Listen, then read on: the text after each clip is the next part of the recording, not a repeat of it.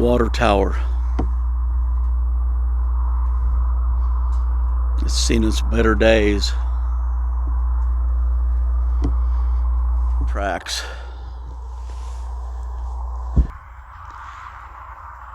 Yeah, they used to run the telegraph lines down along the tracks.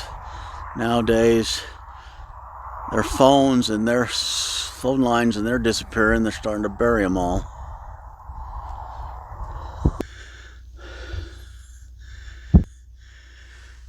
We're out along the train tracks and we got some signal lights, so I would say there's going to be some trains coming.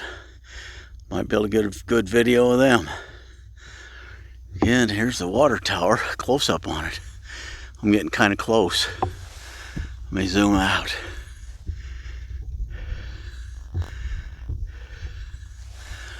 That's better.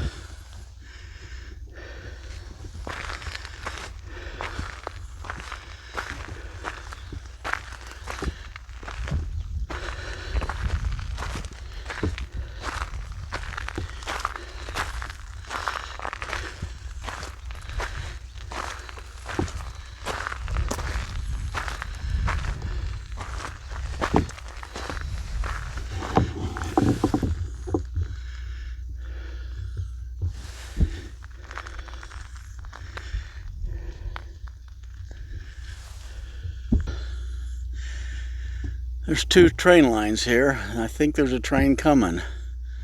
Well, looks like to me that there's a train coming down there. Zoom in some more.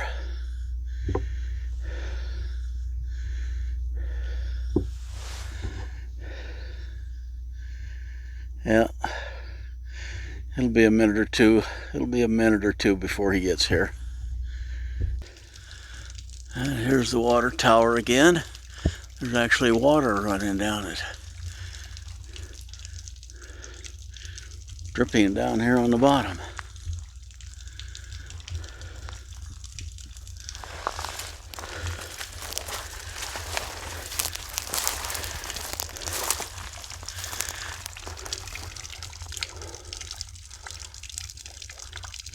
There's a cable that runs up here.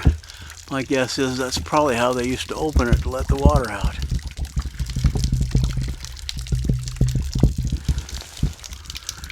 Heavy duty, and this guy is big.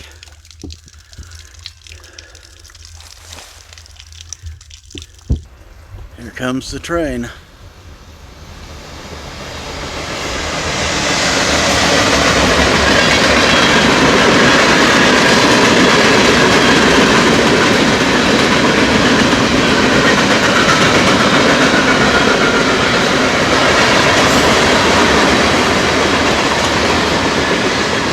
This is a Union Pacific train. And boy, is it noisy. There's the end.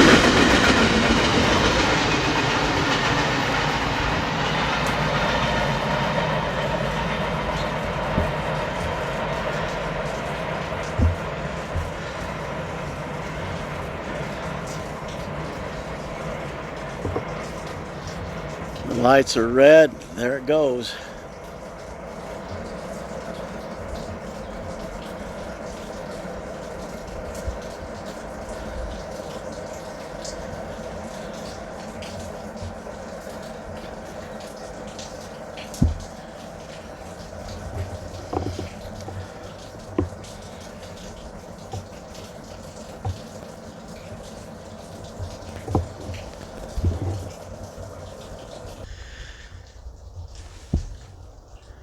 And this is the water tower again. I'm standing even closer to it, looking up at it from the bottom.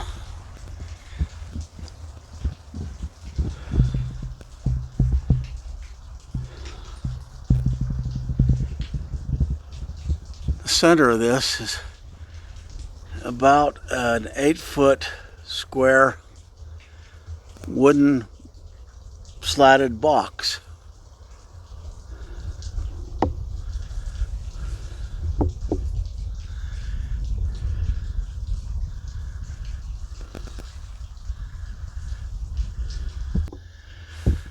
This is the opposite side.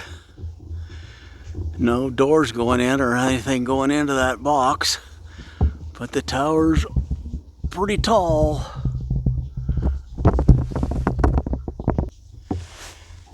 Got water coming out of this box.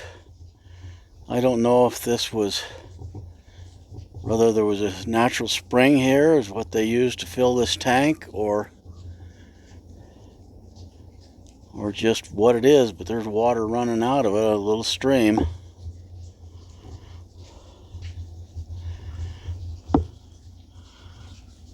And I don't know where it goes, down in to these weeds, and then probably goes through a pipe under this other little road.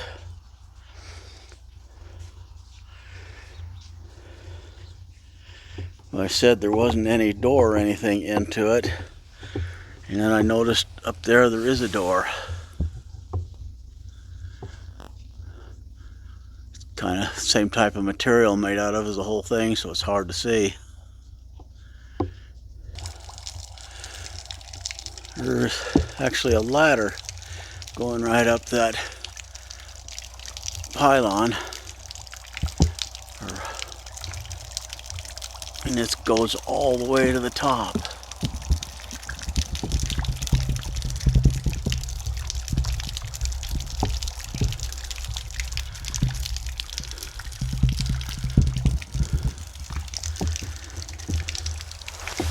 And I'm not going to climb it, but it would be possible to get up on that. The signal lights went out.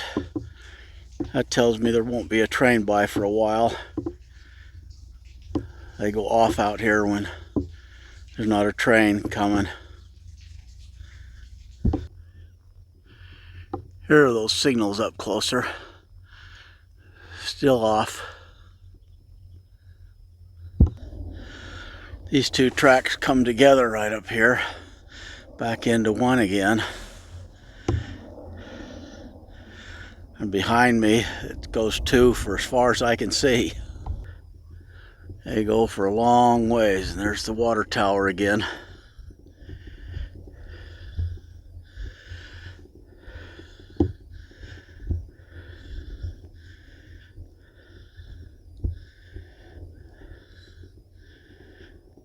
Just down over a little bit of a ridge there.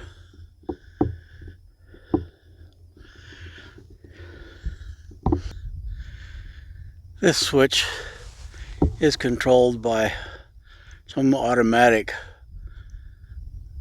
switching system. It's probably powered from that building right there. And if you see, there's a fork that goes off to the right. That takes you into Boise. When they used to run a passenger train, it would go this way into Boise, and then from there to Nampa and back onto the main line. It doesn't do that anymore. They don't really use that line. I have seen them store cars on it, but that's about it. This is what they call a switch crossing. This is where this switch track crosses each other. And it confused me for a long time on how it would work. But this part right here opens up if a train is coming down this track. This pushes it over, which then lets it go on down onto this track here, while the other one stays on that track there. And this train that just went by was on this set of tracks here, and it went right down, and it went right through that gap and right onto that line, so it was on there. They also have some kind of spring-loaded stuff that moves back and forth as the train goes through there. And then there's these raised tracks on this side that holds the train from slipping inside of the track. I can see why we get so many derailments at switch tracks. This is where the trains actually switch from one track to the other, and it's automatically done from probably somewhere, who knows where, or it might be automatically rigged to read the tracks. I'm not sure. But you can see where the one side splits open and lets the one line go through where the other one's closed off, so that it'll stay on the other side of that one, if any of that makes any sense. And this is the actual working mechanism that moves the track back and forth. There's a couple of them here. And these are the controllers for them. There's two arms that come out and come right across into the center. And it's hooked onto this rail, and it's hooked onto this rail.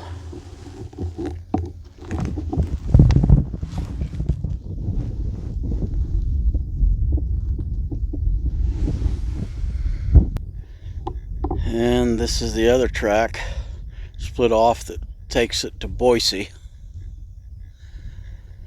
It works the same as the other one. And if you look at these two tracks, you'll see that one's shiny and one's rusty. It's that rusty one that goes to Boise, so the trains just don't travel on it. And it's the same thing on the other side. The one's shiny and the other one's not. And the track goes off.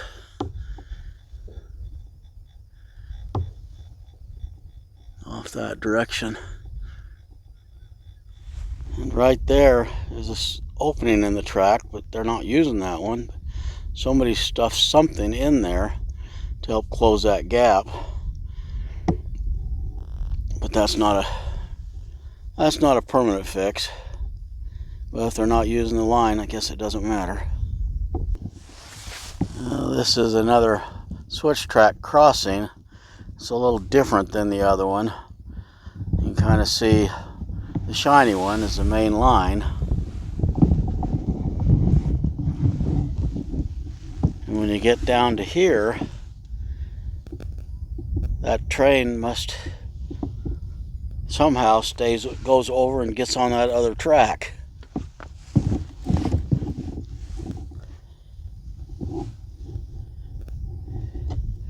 And from then on down, that's the main line again, and you can see it stays silver looking.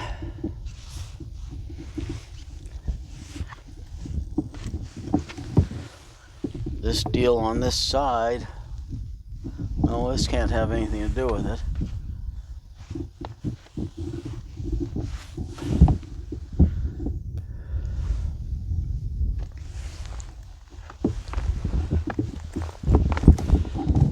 This side here, the line has to go right between those two and continue on down. And this bar right here helps keep the train over on that rail, which then lets it jump across this from that track, comes on down, jumps over onto this track, and continues on down.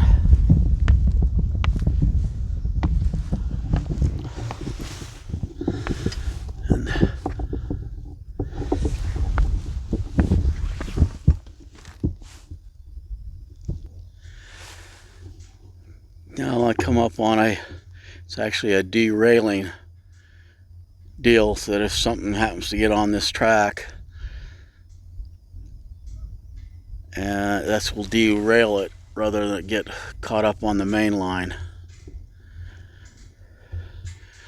And that's what I'm sure the D stands for.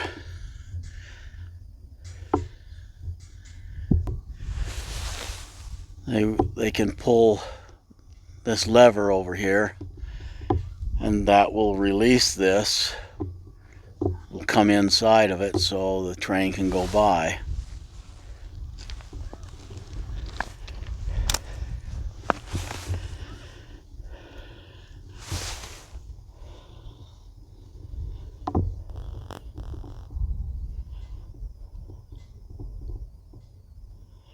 I can see where that would pull in, which would pull this over.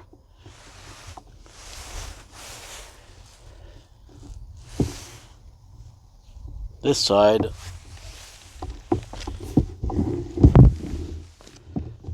I guess there is a spot where that can slide right over into there, which then would drop it down so that it could get by. I don't know, this line, like I say, used to be used for passenger trains, so I don't know if it's still owned by Amtrak or whether it ever did, whether they just, who knows how that all worked. But this is the one that turns and goes off to Boise, off that way.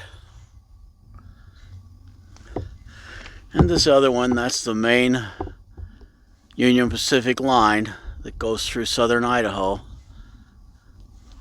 Napa's in that direction, and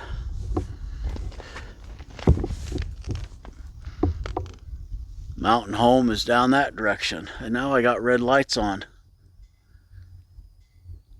I don't know if that means there's another train coming. I don't see any. I guess those lights over there are on too. It's time for me to get away from the train tracks.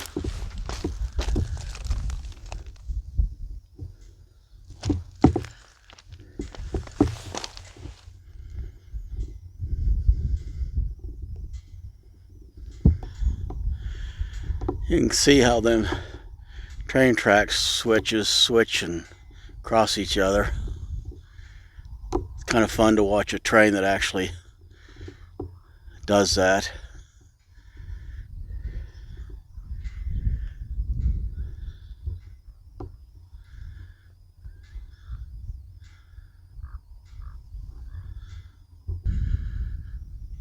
And there's the water tower again. There's a pole between us and it. Has something to do with signaling the trains.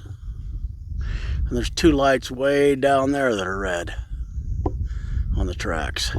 It's a good view of the tower. You can see where the roof is collapsed in, or partially collapsed in. You can see air, or you see the clouds right through it. There's the Idaho Potato Hotel that I have on another video. Here comes another train. It's coming from Mountain Home, going towards Napa, and apparently I got the three reds and a green again. That means the one coming down here has got a green light ready to go. He's getting closer. He's blowing his horn for this intersection. There he comes. It's a Union Pacific.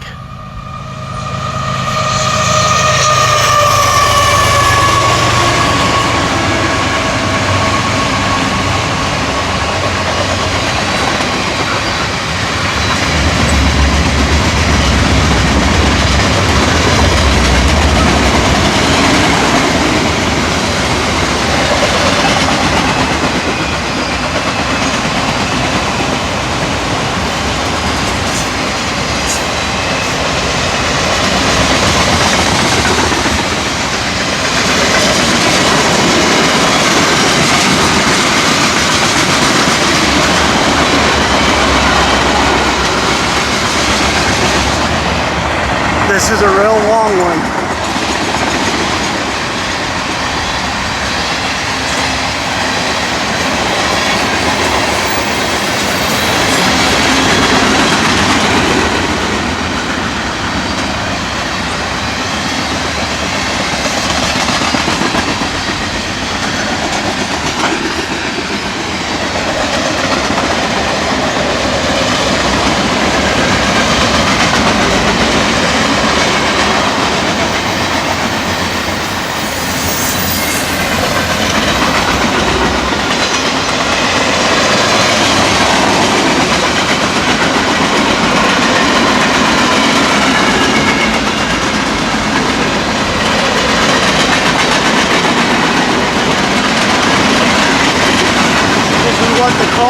contest train. It has a little of everything on it.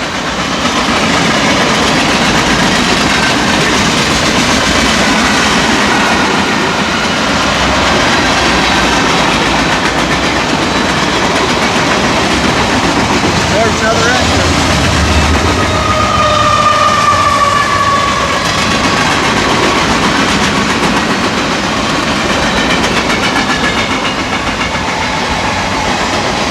And here comes the last car.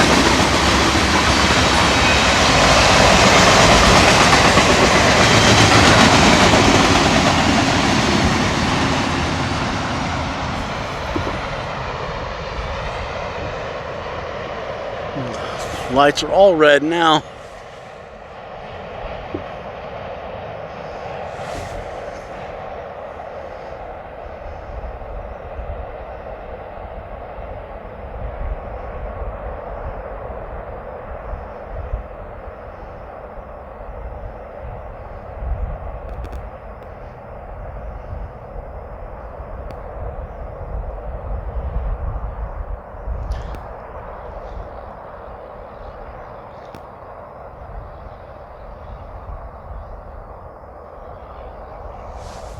There's the potato again. You can make reservations and stay in it. It's a one-room hotel. There's the tower again.